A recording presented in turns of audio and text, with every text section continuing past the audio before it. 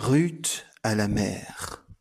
Principe de remise en forme communautaire pour une république saine à l'ère du numérique. Un projet porté par l'association Fitness Wellbeing. Je suis le docteur Kamgang Arthur.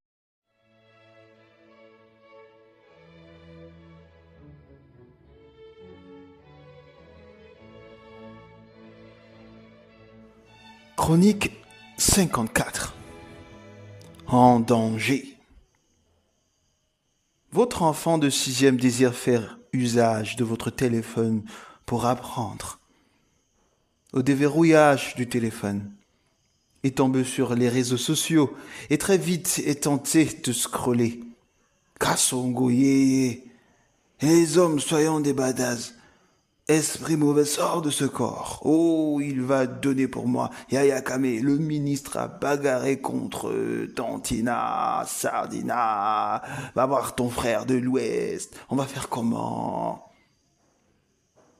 Vous convenez avec nous que l'enfant a oublié sa mission initiale. Son attention a été aussitôt captivée par autre chose. Il a donc acheté par accident d'autres choses dans le marché numérique. Une information peu consistante, additive et dangereuse. Il sera donc victime d'une confusion cognitivo-émotionnelle issue d'un cocktail d'images peu cohérents. Un autre exemple a été la crise numérique du Covid, politiquement parlant. Beaucoup de personnes sont ou bien ont succombé à l'idée de la maladie et non de la maladie elle-même. Pendant que certains s'alimentaient d'idées favorables à la guérison, d'autres se noyaient littéralement dans le reflet de leur mémoire paranoïaque. Ce phénomène de multitude de réalités peut aller à l'encontre du bien-être de l'homme, ou plutôt du citoyen. Il deviendra encore plus significatif avec le raffinement de l'intelligence artificielle, capable de produire et de reproduire la réalité avec une certaine résolution. Et donc, il est important de souligner que ces bouts d'information n'ont rien de nocif en soi.